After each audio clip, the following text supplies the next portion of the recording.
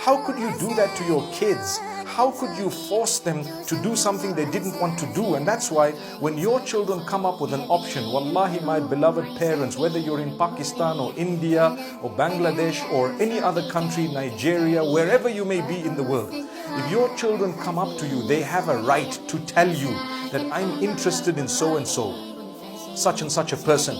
You need to engage them. You need to make sure you discuss with them early in their lives, because they go to universities, they go to work, they interact. They're not blind. Sometimes they see a really, really good person better than anyone you would ever come across. And so what would happen, and don't feel bad, what would happen is when they come to you and say, I want to marry this person, you say, love marriages are not allowed.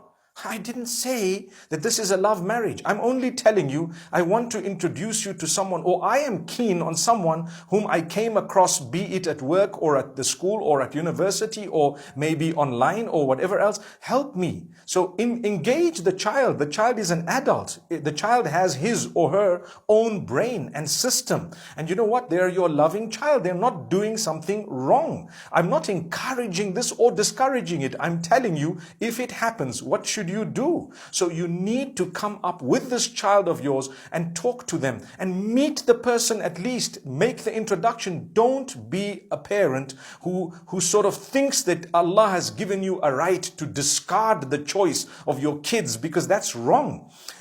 Do you know, right at the beginning when your child was born, Allah gave you almost full control. You named the child, you clothed the child, you decided what food the child will eat, you decided a lot for the child, almost everything.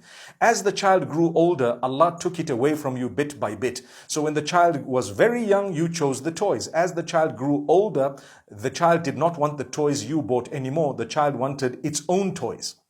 So if you have the little rattle that you shook for the child at a young age, that child will tell you when it turns a few years, in fact nowadays 2, 3, they want your phone, they want something more electronic, they want this, they want that. Whether you give them or not is another issue, but it's just showing you that they will not be satisfied with what you're doing. They need participation. You send the child to kindergarten, they don't know which kindergarten they've been sent to, but they're okay with your choice. Primary school as well, but get to high school and college, they will want to have a say in it.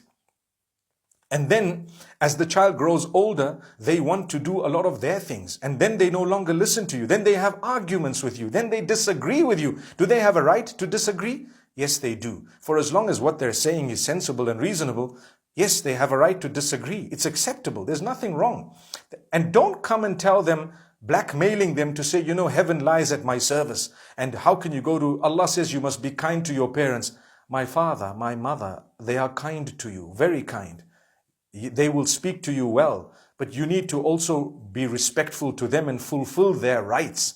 You can't just say, you got to obey your parents. You don't obey your parents where they've overshot their rights. There's no obedience for a parent in the disobedience of Allah.